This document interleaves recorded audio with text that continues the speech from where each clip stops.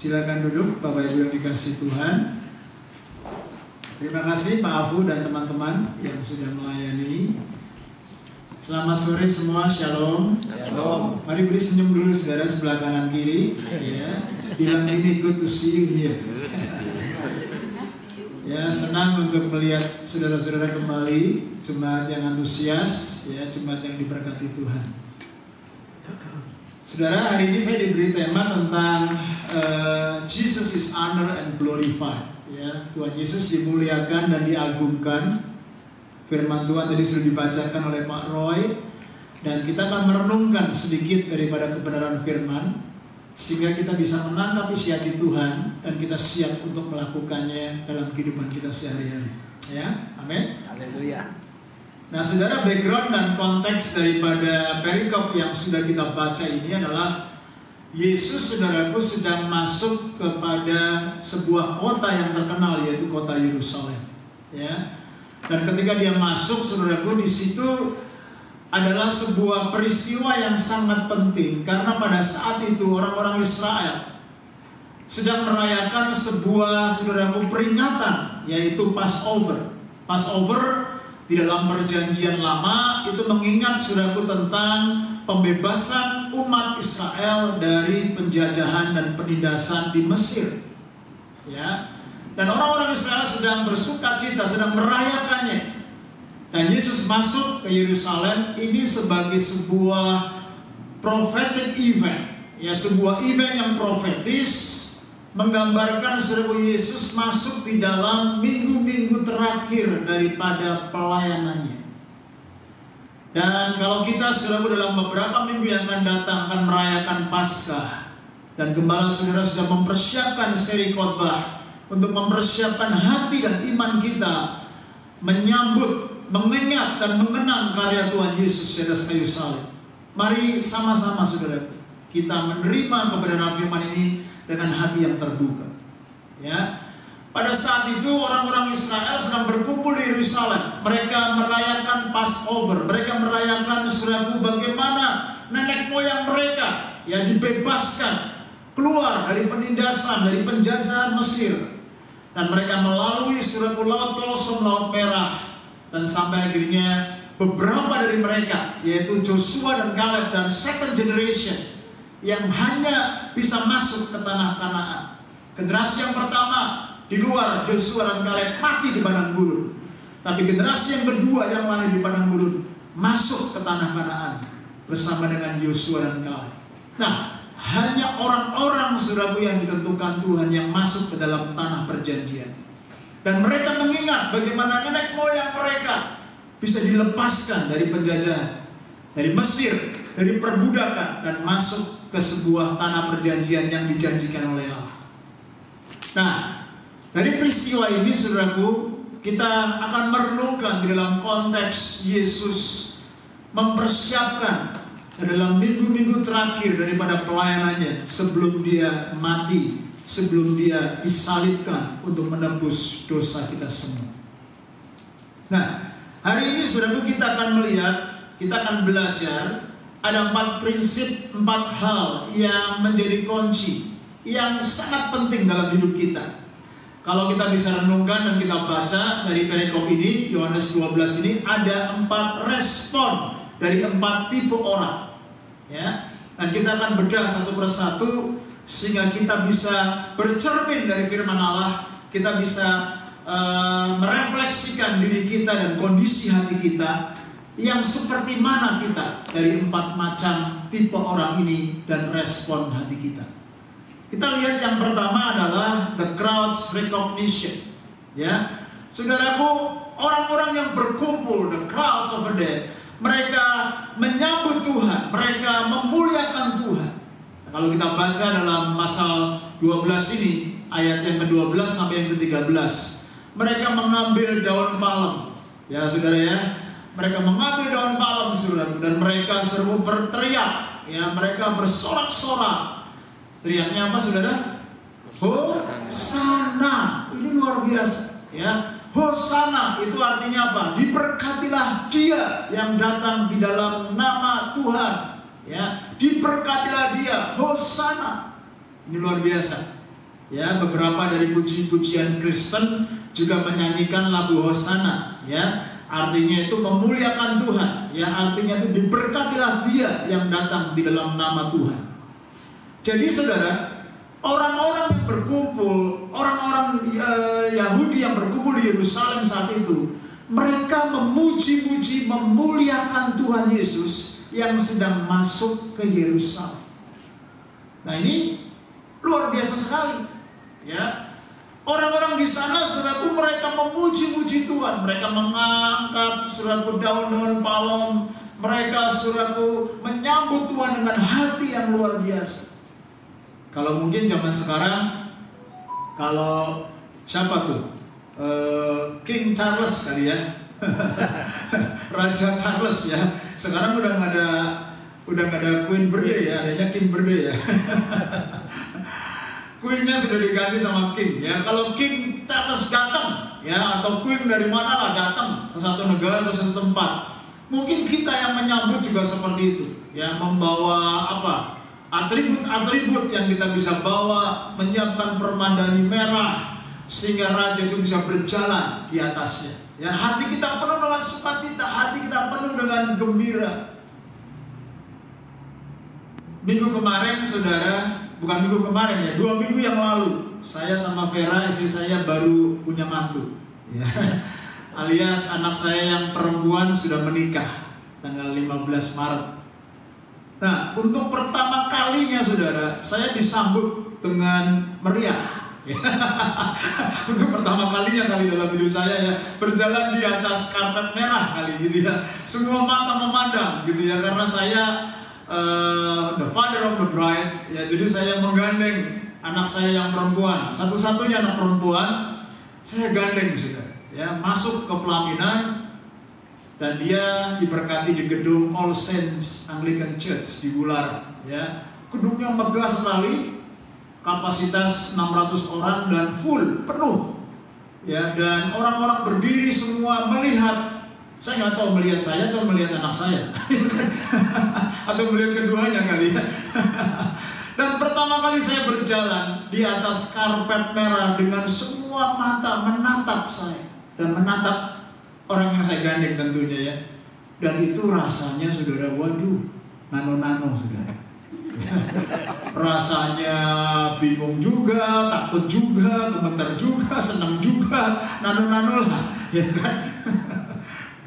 Setelah selesai, ada banyak orang-orang jemaat, teman-teman yang nanya, gimana rasanya Kak Yosafat sudah menikahkan Aletheia? Waduh, rasanya apa ya? Saya mau ngomong nano-nano, cuma saya bilang rasanya berasa tua aja gitu ya. Dan saya percaya, saudaraku, ketika orang-orang menyambut Yesus, mereka nggak tahu mempersiapkan karpet merah atau tidak ya, tapi Alkitab mencatat ada daun palem, ada hati sorak-sorai, Hosana, Hosana.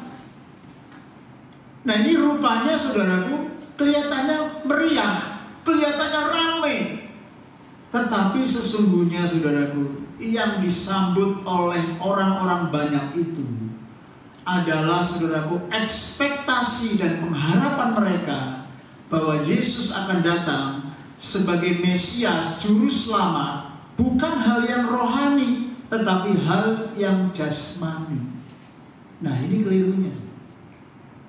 Orang-orang banyak itu menyambut Yesus, diberkatilah engkau yang datang di dalam nama Tuhan, you are Messiah, Messiah, Messiah, Messiah.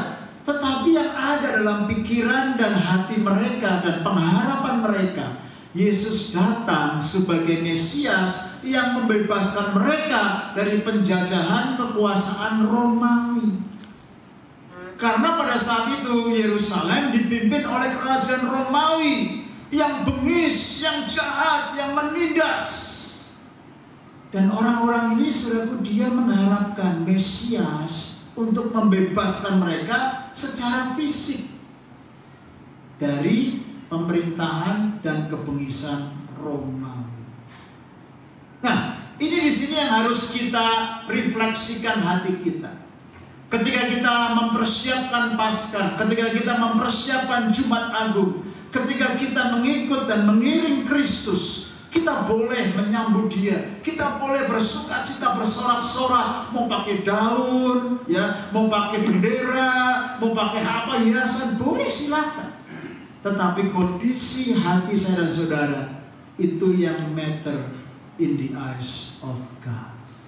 Katakan amin. Kita nggak boleh berfokus kepada hanya keinginan, kepentingan pribadi kita secara lahiriah. Seperti orang banyak, mereka hanya fokus kepada kepentingan, kebutuhan lahiriah yang membebaskan mereka dari kekuasaan Roma yang begitu jahat dan bengis. Mereka tidak melihat Yesus sebagai Mesias yang membebaskan mereka secara roh. Mereka nggak melihat bahwa mereka harus diampuni dosanya. Mereka nggak melihat bahwa mereka harus disembuhkan sakit penyakitnya. Mereka nggak melihat bahwa mereka butuh dilepaskan dari kungkungan cengkeraman setan dan si jahat. Yang mereka pikirkan hanya lahiriah, kebutuhan jasmani mereka. Mari kita bersama-sama bertobat dan sungguh-sungguh menyerahkan hati kita kembali. Sehingga ketika kita mengingat Kristus, kita boleh menyambut dia sebagai Raja kemuliaan yang bukan hanya mencukupkan kebutuhan jasmani saya dan saudara, tetapi juga menjawab kebutuhan rohani kita, yaitu dia datang sebagai juru selamat yang menyelamatkan kita dari dosa-dosa kita. Katakan amin. Saudara, Tuhan tidak datang sebagai juru ekonomi. Ya, kalau Tuhan datang sebagai juru ekonomi, berarti dia tahu kebutuhan dunia ini adalah apa? Makan. Makan, uang yang lebih baik, ya, yang gaji yang lebih baik. Dia nggak datang sebagai juru ekonomi, dia nggak datang sebagai juru kesehatan, dia nggak datang sebagai yang lain, tapi dia datang sebagai juru selamat. Karena Yesus tahu kita nggak bisa membebaskan diri kita sendiri dari kuasa dosa yang mencengkeram kita. Nah, kalau kita seperti mentalitas orang banyak, crowd, dia nggak melihat kebutuhan rohani, yang dia lihat kebutuhan perut, yang dia lihat kebutuhan fisik dan lahiriah. Saya tanya sama saudara, boleh nggak sih fokus dan membawa kebutuhan lahiriah kita? Boleh. Boleh, saudara, ya. Bahkan sebelum kita ngomong, Yesus tahu atau tidak? Tahu. Yesus sudah tahu kebutuhan jasmani kita. Tetapi saudaraku, lebih enak mana? Kalau kita yang ngomong sama Tuhan lalu merengek minta kebutuhan kita, atau Tuhan sebagai Bapa yang tahu kebutuhan kita dan menjawab kebutuhan kita? Lebih enak mana, saudara? Tuhan kan tahu yang terbaik, dia pasti akan memberikan yang terbaik buat kita, anak-anaknya. Katakan amin. Saya ingat ketika anak saya masih umur kira-kira 4 tahun, ya, saya bawa kedua anak saya jalan-jalan ke Westfield. Ya, saya tinggal di Paramata. Anak saya yang cowok umur 4 tahun kira-kira, ya, atau 3 tahun. Anak saya yang cewek saat itu kira-kira umur 6 tahun 7 tahun. Nah, memang beda punya anak cewek sama anak cowok. Ya, kalau anak cewek dari kecil rupanya saudaraku sudah punya kodrat ilahi, alias suka shopping, saudara. Yang lihat yang sale-sale itu senang banget dari kecil gitu ya. Lalu apa saja yang dia lihat, dia pegang, dia mau beli. Ya, rupanya sampai yang sekarang sudah besar, sudah nikah pun masih seperti itu. Ya, kemarin malam barusan makan di rumah kita. Karena kemarin pagi dia baru tiba dari honeymoon, ya, jalan-jalan ke Jepang, 2 minggu baru pulang. Kemarin pagi, malamnya ngobrol makan di rumah kita, lalu dia cerita di Jepang, ya. Saya lihat foto-fotonya, waduh, hampir semua lah dia beli, ya kan. Makanan semua dia cobain, snack semua dicobain, ya. Boneka apa semua, termasuk pisau Jepang dibeli juga. Wah, saya bilang, lu beli semua, ya kan. Nah, dia dari kecil, saudara. Saya bawa ke Westfield, waduh, dia lihat sepatu, Dad, can I have this, ya. Dia lihat Barbie, Dad, I want this, ya kan. Semua dia mau. Dia lihat loli, dia mau. Dia lihat ini, dia mau. Dia lihat ini, dia mau. Saya belikan nggak, saudara? Enggak tuh, Pak Robi tahu tuh, ya. Saya mampu belikan nggak, saudara? Mampu. Sebenarnya sih ya, boleh-boleh juga lah, mampu juga, ya kan? Tapi saya nggak mau. Ingat, saudara, Yesus yang kita sembah, dia bukan hanya mampu, tapi dia mau untuk menjawab semua kebutuhan kita, untuk menyembuhkan kita, untuk melepaskan kita. Katakan amin. Kita sebagai manusia, kadang kita punya kemampuan, tapi kita nggak mau untuk menolong. Kadang kita mau nolong, tapi kita nggak punya kemampuan untuk menolong. Tapi Yesus punya dua-duanya. Dia mampu dan dia mau. Saya sebagai orang tua, saya nggak belikan semuanya yang anak saya mau. Justru saya dudukkan dia di food court, saya kasih satu session. Khotbah satu sesi. Saya bilang, Aletheia, not everything that you want Daddy give to you, but everything that you need Daddy will supply according to my riches and glory. Mengutip ayat firman itu, saudara. Semua yang kamu butuhkan dia akan supply, tapi gak semua yang kamu mau dia dikasih. Dia harus belajar bersyukur, dia harus belajar gratitude, dia harus belajar bersyukur dan berserah. Akhirnya anak saya cewek mantuk-mantuk, oke. Habis itu saudara, kita jalan-jalan lagi lewat satu departemen store bagian mainan, toy. Anak saya yang laki kali ini, saudaraku, dia tarik tangan saya. Saya bingung kenapa. Dia lihat mainan Hot Wheels. Tahu Hot Wheels ya, saudara? Mobil-mobilan yang pakai besi itu. Dia cuma lihat-lihat aja gini, lihat, dia ditaruh lagi. Nggak minta apa-apa, saudara. Lalu saya bingung, saya cuma bilang, bila kejep. Terus dia bilang, Dad, yang model gini Jojo belum punya, Dad. Lalu ditaruh lagi. Tangannya goyang-goyang, saya melihat mata saya. Wah, saya lihat muka dia penuh dengan penyerahan, penuh rasa, ya kan, dengan kepasahan hati. Dia nggak minta-minta, dia nggak jadi pengemis di hadapan bapaknya. Dia cuma bilang, Dad, yang model gini Jojo belum punya, ditaruh lagi. Tahu nggak, saudara? Hati saya sebagai hati Bapa terjamah. Kalau hati Bapa terjamah, maka dompet Bapa juga terjamah, saudara. Saya bilang sama anak saya, Jo, mau beli berapa? Selosin, 2 losin, yuk Dedi borong buat. Tahu nggak, saudara? Kalau respon dan karakter hatimu bisa menjamah hati Bapa surgawi, maka ketika hati Bapa terjamah, apa, saudara? Dompet Bapa juga terjamah. Katakan amin dong. Amin. Masalahnya kita anak Tuhan nggak ngerti bagaimana menjamah hati Bapa surgawi. Ini problemnya. Kita bawa mentalitas seperti orang-orang kalayak ramai itu. Kita bawa kebutuhan kita bawa kemauan kita. Kelihatannya kita bersorak-sorai, tapi Tuhan yang melihat kedalaman hati, dia tahu. Karena orang yang sama yang berteriak Hosana, Hosana, 1 minggu kemudian orang yang sama yang berteriak salibkan dia, salibkan dia, salibkan dia. Kita mudah sekali, saudaraku, terpesona dengan mujizat, tapi kita nggak hidup di dalam kehendak dan karakter ilahi.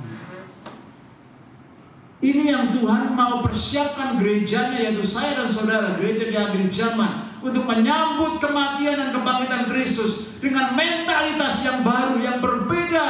Dan kita boleh datang dengan hati yang berkata, Tuhan, biar kehendakmu isi hatimu yang Tuhan taruh di hatiku. Amin. Kalau karakter kita cocok dengan karakter Yesus, kita nggak usah datang minta-minta, ngemis-ngemis. Dia Bapa yang tahu semua yang kita butuhkan. He shall supply all our need according to His riches and glory. Beri tepuk tangan yang meriah buat Tuhan kita. Nah, kita lihat sekarang yang kedua, ya saudara ya. Tadi mentalitas orang-orang banyak. Sekarang, saudaraku, kita lihat Pharisees opposition. Ini mentalitas orang Farisi. Nah, mentalitas orang Farisi apa? Ternyata di antara orang banyak itu ada tokoh-tokoh agama, ada tokoh-tokoh Farisi, ada tokoh-tokoh Saduki. orang-orang yang tahu firman, orang-orang yang tahu hukum Taurat. Dia memegang hukum Taurat dengan luar biasa. Dia tokoh-tokoh agama, dia Sanhedrin, dia memerintah. Kalau di sini mungkin dia duduk di konsel, dia duduk saudaraku di Parliament House, dia saudaraku bekerja sama dengan orang-orang politik. Orang-orang ini punya kekuasaan. Tapi apa yang terjadi? Mereka beroposisi dan mereka tidak suka ketika orang banyak ini menyambut dan mengeluh-elukan Yesus. Nah, mentalitas apa di sini? Ini menggambarkan kondisi hati saya dan saudara, jemaat Tuhan di akhir zaman ini, saudaraku, yang ketika orang menyambut Yesus, ketika orang bersuka cita, Yesus Sang Mesias, Hosana datang disambut. Ternyata orang-orang ini, saudaraku, tidak berbahagia karena di dalam hatinya dia memiliki kedengkian, iri hati, kepahitan, kemarahan. Seperti yang tadi gembala saudara sampaikan dalam petunjuk kehidupan. Kita ini seperti orang-orang drakor. Saya dulu nggak ngerti drakor apa ya, saya pikir Dracula. Oh bukan, ternyata drakor, drama Korea ya Pak ya. Di depan kelihatannya baik, tapi dalam hati kita seperti orang Farisi. Waduh. Nah ini bahaya nih, mentalitas seperti ini bahaya. Jangan kita bawa, kita harus shifting. Kita harus mengalami paradigma pembaharuan akal budi kita, dibaharui dengan mentalitas ilahi untuk melihat Kristus dengan cara pandang yang baru. Tidak dengan kepahitan, tidak dengan iri hati, tidak dengan kemarahan, tidak dengan mempertahankan hak kita. Karena orang-orang Farisi merasa tidak aman. Karena ketika Yesus datang, mereka terancam secara posisi. Mereka bisa digeser, mereka bisa digusurkan, mereka kehilangan pengikut. Karena mereka semua melihat mereka mengikut Yesus. Kalau kau perhatikan di ayat yang ke-19 dari Yohanes pasal 12. Kata orang-orang Farisi seorang kepada yang lain, dibilang apa? Kamu lihat sendiri bahwa kamu sama sekali tidak berhasil. Lihatlah, seluruh dunia datang mengikuti dia. Tahu saudara, kenapa dikatakan seluruh dunia? Karena orang-orang Yahudi sudah tersebar kemana-mana. Dan orang-orang Yahudi yang di seluruh dunia itu balik ke Yerusalem untuk merayakan Passover. Sampai hari ini mereka masih merayakan Passover. Orang-orang Israel dari seluruh dunia come to Jerusalem. Dan orang-orang dari seluruh dunia itu yang datang ke Yerusalem, mereka menyambut Yesus. Dan mereka ketakutan sendiri. Mereka bilang, lihat seluruh dunia datang mengikuti Yesus. Kita ditinggalkan. Mereka terancam. Mereka insecure. Pernah nggak saudara ketemu pemimpin? Orang Farisi ini bisa dibilang pemimpin lah ya. Pernah nggak saudara ketemu pemimpin, pendeta, atau manajer, atau bos saudara di tempat saudara bekerja memiliki mentalitas insecure? Pernah? Wah, yang pernah saudaraku, kita sebagai orang yang melayani dan bekerja sama dia pasti nggak enak. Istri saya ngalamin, bosnya insecure banget. Saya ngalamin, pemimpin di atas saya insecure banget. Saya berinteraksi dengan pendeta-pendeta di kota Sydney, bahkan di state yang lain, di negara-negara yang lain. Saya ketemu, ngobrol, bagi hidup, melayani bersama. Saya bisa menemukan ada banyak insecure dalam hati setiap kali. Termasuk di hati saya. Sometimes saya feel insecure. Dan saya harus mengevaluasi. Apa sih yang membuat saya aman? Apakah posisi, apakah gaji, apakah nama baik, ketenaran, apakah hal lahiriah yang saya bisa miliki, saya bisa pegang, atau insecurity, atau security saya, rasa aman saya itu hanya di dalam rencana Allah, hadirat Allah, dan janji-janji Allah. Kalau saudara sebagai pemimpin yang insecure, ini bahaya banget. Kita akan mengejar keberhasilan seperti orang Farisi. Bahwa kamu sama sekali tidak berhasil. Berarti mereka mengukur keberhasilan dari apa? Dari jumlah pengikut. Mereka mengukur keberhasilan dari apa? Ini pertanyaannya, saudara. Seringkali pun ketika saya bersekutu dengan pendeta, maaf kata saudara, Kita menilai keberhasilan pelayanan dari seorang pendeta diukur dari hal-hal yang lahiriah. Seputar ABC. Selalu pertanyaannya A, attendance. Benar nggak? Oh, Pak Yosefat pendeta dari Australia. Berapa jumlah jemaatnya? Betul nggak sih? Kita kalau ketemu sesama pendeta, oh pendeta dari Sydney, oh pendeta mengembalakan di mana Pak? Berapa jumlah jemaatnya? Kalau kita ngomong 500, oh happy bangga. Tapi kalau kita ngomong 50, jawabannya oh-nya panjang banget tuh sudah. Oh. Apalagi kalau kita bilang 5, oh habis ini tinggal kita sudah. Selalu kan, saya kalau ketemu orang pendeta-pendeta selalu ditanya attendance. Yang kedua, B-nya building. Udah punya gedung sendiri Pak? Atau masih sewa? Oh sewa di public school. Oh-nya panjang banget tuh saudara. Oh sewa di community hall. Tapi kalau saya ketemu sama pendeta-pendeta di Indonesia nih, apalagi nih yang baru beli tanah di PIK 2 mau bangun, kalau ketemu selalu wah gue building sendiri Pak Yosefat 7 lantai, fasilitasnya ada sekolah, ada ini, ada ini, ada ini. Yang ditonjolkan kalau nggak attendance adalah building. Berapa servisnya, berapa kapasitas tempat duduknya. Dari situ kita bisa mengukur. Lalu C-nya apa sudah? Cash flow. Loh, kita kalau sesama hamba Tuhan sudah saling kenal, sudah saling dekat, bisa ngomong loh apa adanya. Persembahannya berapa? Betul nggak? Kalau dia ngomong, oh sekali kebaktian persembahannya cuma 400. Tapi ada satu jemaat yang bilang, oh saya Pak kebaktian gereja kami 1 bulan, wah bisa ngumpulin $40.000. Setahun sekian income kami. Waduh kita langsung ngitung gaji dia berapa ya. Ketahuan tuh saudara. Cash flow. Bahkan saya ketemu pendeta-pendeta dari Indonesia yang cabangnya di mana-mana. Dia ketemu saya Pak Yosefat, nanti khotbahnya di gereja ini, khotbah di cabang saya, khotbah di khotbah ini. Lalu dia bilang saya harus menutup sekian cabang Pak Yosefat. Loh kenapa ditutup Pak? Iya karena itu lahan kering. Saya nggak ngerti saat itu. Hah kenapa lahan kering Pak? Maksudnya apa kering?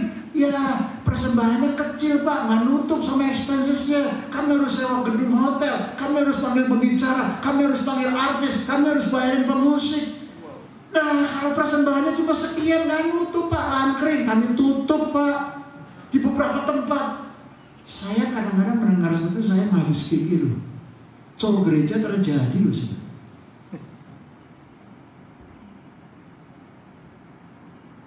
Saya ditawarin sama beberapa hamba Tuhan, Pak Yosefat kan kalau kita nggak bisa kontak saya book Pak Yosefat. Khotbah langsung 6 kali kebaktian. Siapa nggak suka sudah mau dijemput pakai Alfa, ditaruh di hotel bintang. Tiap kali sebelum kebaktian sudah mau disembunyikan. Kalau dulu di Indonesia ada istilah green room, betul nggak Pak? Green room, saya juga nggak tahu. Pak Yosefat ke green room dulu. Apa sih green room? Ya ruangan hijau Pak, seperti gembala membaringkan domba di padang rumput yang hijau, penuh dengan makanan Bapak. Saya masuk ke ruang green room, ya ampun, enak memang bener, makanan berlimpah, snack berlimpah, kulkas, sudah lampu TV, ada treadmill, ada kursi pijat. Pak Yosefat duduk di sini sampai penyembahan lagu terakhir akan diketok sama koordinator, Bapak baru masuk langsung naik mimbar khotbah. Disembunyikan dulu loh saudara, saya baru tahu loh. Oh begitu ya. Saya lebih suka menikmati hadirat Tuhan bersama-sama Pak. Kenapa Pak Yosefat kan 6 kali capek, dipijat dulu pakai kursi masak. Habis itu mau nonton apa, mau makan apa silahkan semua enak. Ada kamar mandi. Wow. Habis selesai dikasih makan enak, dikasih PK tebal. Siapa yang mau? Nanti antara kita berdua ya Pak ya.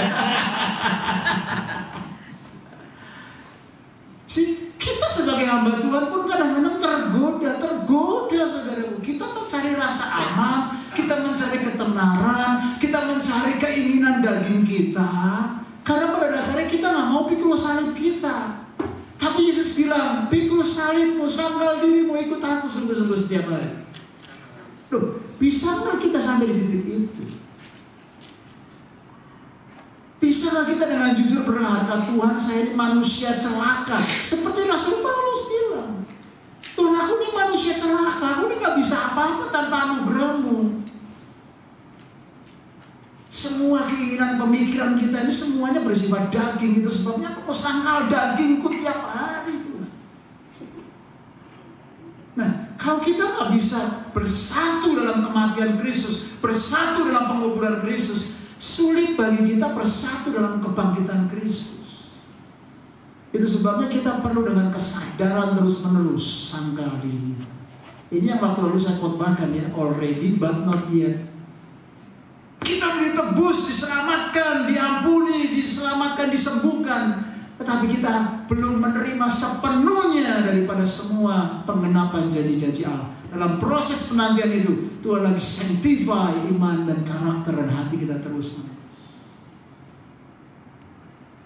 Yang setuju katakan amin. Itu sebabnya saudaraku, mentalitas Farisi benar-benar harus dipatahkan, dibunuh dalam hidup kita. Kalau saudara sadar, Tuhan kenapa gue gak aman ya? Insecure banget jadi pemimpin, jadi gembala. Pasti saudara, orang-orang di sekitarnya jemaatnya sama. Karena orang seperti ini saudara, kadang ya mentalitas seperti ini bahkan dibawa di marketplace ya. Mentalitasnya kalau orang Jakarta bilang nih, jurusnya jurus kodok. Tahu gak jurus kodok? Kalau berenang gaya kodok tuh, sikat kanan, sikut kiri, tendang bawah yang kiri, jilat atas. Nah itulah gaya kodok. Orang untuk berhasil dia korbankan teman-temannya, dia sikat bawahannya, dia jilat atas supaya dia semakin dipromosikan. Begitu dia dipromosikan, dia jaga ketat posisinya dan ingkar dia. Bisa nggak kita seperti Yesus yang datang sebagai Raja, the servant king yang melayani? Bisa tidak kita berkata, Tuhan aku berhenti, aku mati, aku selesai dengan diriku, aku selesai dengan dagingku. No longer I who live, but Christ who live in me. Bisa nggak kita berkata seperti Galatia 2:20, hidupku bukannya aku lagi, no longer I, but Christ who live in me. Hidupku yang kuhidupi dalam daging adalah hidup karena iman kepada Kristus Yesus yang sudah mati, disalibkan dan dibangkitkan untuk aku.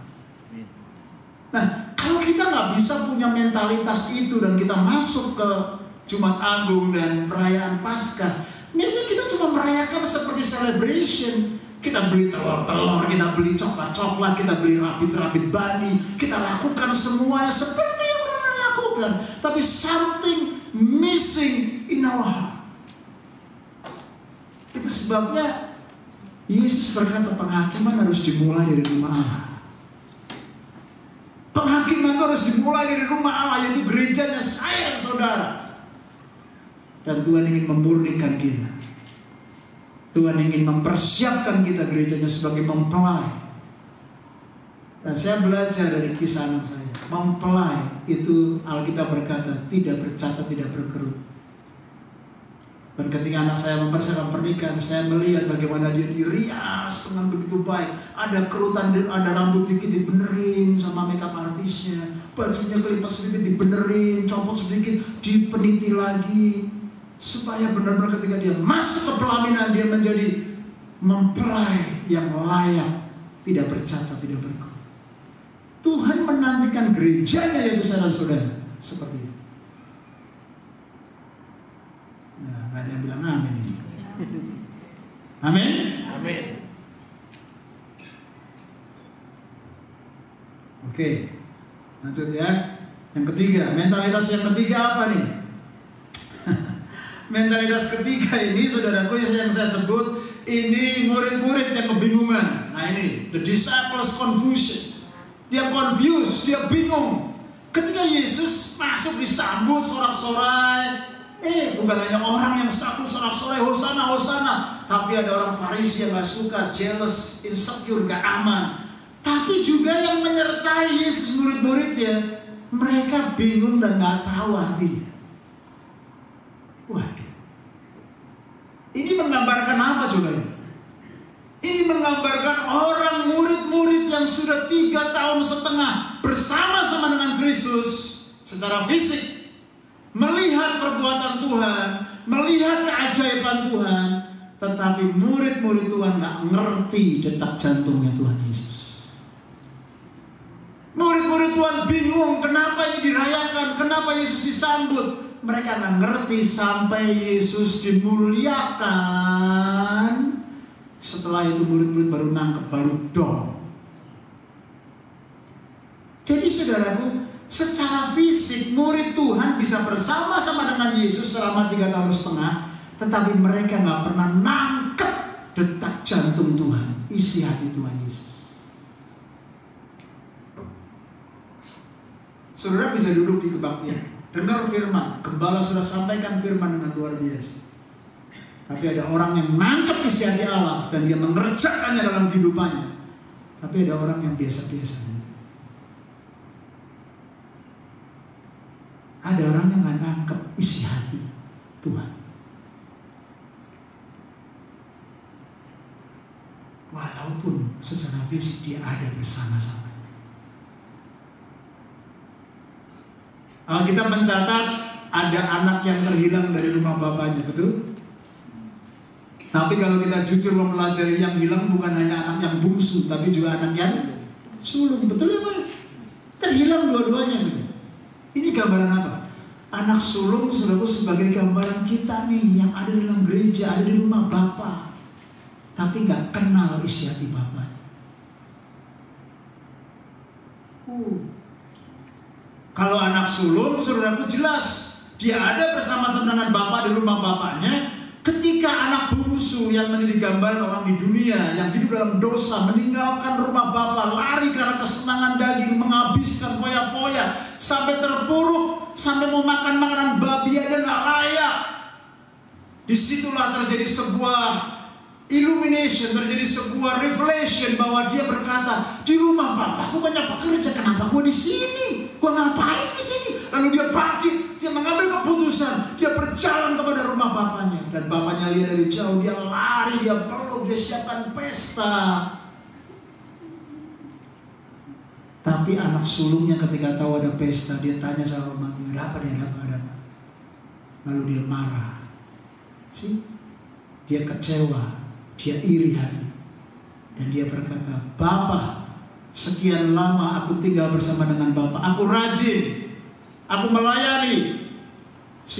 Orang yang hilang di rumah Bapa itu selalu menganggap dirinya berjasa, selalu menganggap apa yang sudah saya lakukan untuk rumah Tuhan di tempat ini. Tahun lalu dia komplain, dia berkata, tapi tidak pernah Bapa memberikan aku seekor anak kambing pun untuk aku pesta dengan teman-temanku. Pernah baca itu Mas Saudara?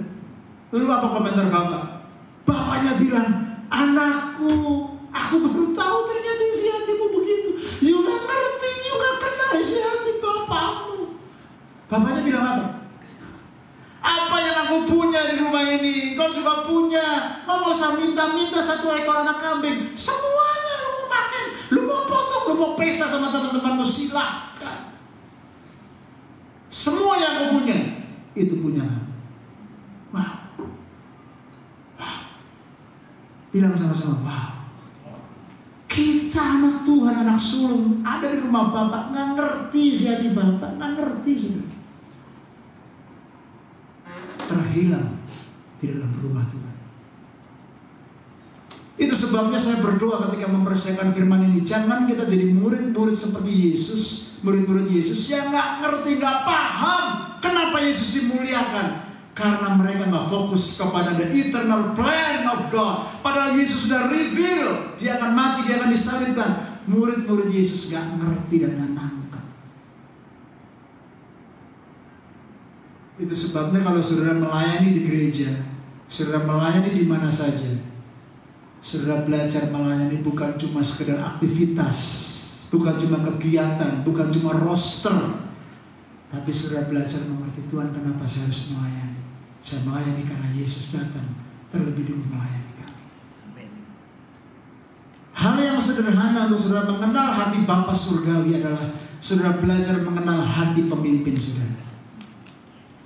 Kok gak ada yang lain? Saya diajar sama pemimpin saya ketika saya mahasiswa. Saya dibina, saya bertumbuh. Dia bilang, Yosafat, bagaimana mungkin kamu bisa bilang mengasihi Tuhan yang tidak kelihatan kalau kamu gak mengasihi pemimpinmu, orang tuamu yang kelihatan. Saya diajar saudaraku seperti Elisa ngikutin Elia. Pemimpin saya khotbah, Yosafat kamu duduk di depan. Perhatikan saya khotbah, perhatikan saya buka firman, perhatikan saya tutup, perhatikan saya altar call, perhatikan hidup saya. Seperti Paulus berkata kepada orang-orang, follow me as I follow Christ. Saya diajar saudaraku untuk bisa ngerti isi hati Bapa rohani saya, yang kelihatan, yang saya bisa pegang, yang saya bisa dengar perintahnya. Dan tiap kali Bapak rohani saya bilang, Yosafat lakukan ini, lakukan ini, lakukan ini. Siap Kak, saya nggak ngerti, saya tanya. Jadi maksud kakak apa? Kakak mau begini-begini, oke saya follow up. Nah saya minta feedback, Kak ini saya udah kerjakan, gimana feedback kamu? Tiap kali saya ditegur, saya berkata, oke Kak, saya akan menjadi lebih baik-baik. Kalau sudah terapkan ini dalam pelayanan, dalam marketplace, sudah akan menjadi orang-orang yang dapat dipercaya. Katakan amin. Amin. Saudara akan menjadi orang-orang yang trustworthy. Dan pemimpin saudara pasti have favor upon you. Dan kau akan dipromosikan. Masalahnya banyak orang, bahkan banyak anak tidak ngerti isi hati bapaknya sendiri. Kalau saudara menjadi jemaat yang ngerti isi hati Bapa surga, dengan saudara mengerti isi hati pemimpinmu, apa yang pemimpinmu mau dalam hidup, saudara kau taati dan kerjakan, maka saya percaya engkau akan memiliki hati Yesus dalam hidup ini. Amin. Jadi kalau Pak Haryanto tanya sama saudara dan bilang, ayo nanti Natal jadi ketua Natal ya, siap nggak saudara? Amin. Amin ya saudara ya. Jangan dulu, jangan saya Pak, ini saya utuslah dia Pak. Saudara pernah nggak nanya sama Pak Haryanto, apa sih yang ada di hati Bapak hari-hari ini? Apa yang Bapak doakan dan kumpulkan? Saudara duduk, sit under the anointing, duduk di dalam pengurapan Pak. Saya kalau ke Indonesia, saya datengin mentor-mentor Bapak rohani saya. Kak, apa yang sedang Tuhan ajar dalam hidup Kakak? I want to sit under the anointing. Saya dengerin, saya catat, saya simpan di hati saya. Setelah makan ngobrol, doakan saya. Dan saya latih anak-anak rohani saya seperti itu. Saya mentor tiap bulan, tiap 2 minggu, keluarga-keluarga, pemimpin-pemimpin. Makan bersama, ngobrol, saya mentor dia. Saya download isi hati Tuhan kepada mereka. Saya panggil anak-anak saya, cewek, anak cowok, saya download isi hati Tuhan dalam hidup saya. Supaya mereka menerima legacy of faith. Bukan cuma teori, tapi mereka aplikasikan dalam hidup mereka. Murid-murid Yesus kan mengerti. Saya berdoa supaya setiap kita dibuka mata rohani kita, nangkep isi itu, mengerti hati Bapa surga, dan siap melakukan. Katakanlah. Yang keempat, terakhir, sikap daripada Tuhan Yesus, Jesus humility. Dia menaiki sebuah apa seekor ya? Seekor keledai muda, ya kan? Wah, kenapa mesti muda? Kenapa mesti keledai? Ya kan, ini luar biasa. Kita nggak usah memperdebatkan sisi-sisi teologianya, tapi kita melihat karakter yang ditonjolkan di sini, kerendahan hati Kristus.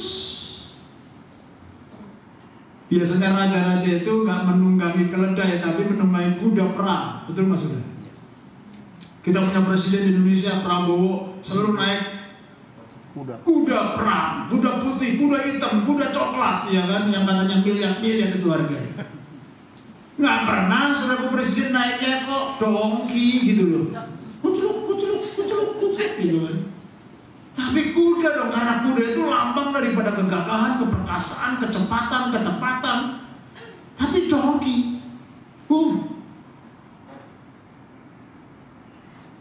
itu sebabnya Yesus ketika dia menunggangi seekor keledai muda, itu sebenarnya sedang menontonkan, mempertontonkan kerendahan hati Kristus. Dia adalah the Messiah King, the Servant King, yang datang untuk melayani umatnya, yang datang untuk membawa damai kepada umatnya. Yesus tahu orang-orang Israel, orang-orang Yerusalem sudah lelah dengan perang, sudah lelah dengan pertempuran, sudah lelah dengan penjajahan, sudah lelah dengan insecurity semua. Politik-politik itu sudah lelah, capek. Itu sebabnya Yesus datang tidak dengan membawa kekuasaan, power and authority yang ditonjolkan, tapi dia membawa karakter kerendahan hati, karakter kedamaian, karakter yang menyembuhkan, memulihkan anak. Ini yang dibutuhkan oleh setiap hati anak-anak Tuhan, pemimpin-pemimpin gereja. Itu sebabnya saudaraku, Jesus humility ini harus kita teladani dalam hidup kita. Memasuki minggu-minggu ke depan, minggu-minggu sengsara, kita merenungkan Tuhan, Engkau yang adalah Allah rela menurunkan diri, rela menanggalkan semua hakmu, tidak menganggap kesetaraan dengan Allah itu sebagai milik yang harus dipertahankan. Engkau gak mempertahankan hakmu. Ampuni aku Tuhan, kalau seringkali aku mempertahankan hak untuk didengar, hak untuk dibela, hak untuk berbicara, hak untuk dihormati. Aku seringkali menuntut hak. Tapi aku sekarang mau belajar melepaskan hak. Yielding my right. No longer I. Not my will be done, but let your will be done. Nah, sampai di titik itu berarti kalau engkau sudah berani bilang dan doa seperti itu, engkau sudah mati sama Kristus. Engkau bersatu dengan kematian Kristus, engkau bersatu dengan penguburan Kristus, dan engkau bersatu dalam kuasa kebangkitan Kristus. Amin. Dan ternyata yang Yesus lakukan ini menggenapi nubuatan saudaraku daripada Nabi Zakaria. Ini luar biasa. Saya dulu nggak ngerti, tapi ketika kita belajar teologi, kita belajar Alkitab, ternyata ditulis dalam Zakaria pasal 9 ayat ke-9. Saya baca nanti di rumah sendiri ya. Zakaria 9 ayat 9, ternyata memang benar sudah dinubuatkan raja akan datang dengan mengendarai keledai muda. Wow. Berarti memang Yesus saudaraku, dia menggenapi daripada nubuatan perjanjian lama, dan dia datang sebagai Raja Agung. Terakhir saudara ya, saya mau tutup dengan istilah yang saudara mungkin pernah dengar atau mungkin beberapa belum pernah dengar, yaitu istilah Jeten. Pernah dengar Jeten? Pernah dengar? Pasti pernah lah, kapan dia barusan tadi? Kalau Jeten pernah dengar ya? Kalau Jeten? Gak pernah dengar? Barusan. Biasa kalau saudara nulis C gimana? C tulis C gimana biasanya? Begini ya. Sekarang saudara kembali punya mentalitas dan perspektif yang berbeda. Jeten mulainya dari sini, turun ke bawah sampai naik. Yesus dimuliakan di titik ini. Tapi setelah dia dimuliakan, dia harus mengalami suatu kematian, disiksa, dibunuh, disalibkan, sampai dikuburkan. Di Jeten ini sudah kelihatannya dia mati. Tidak diperhitungkan, kalah, mati, dikuburkan, ditinggalkan oleh murid-murid.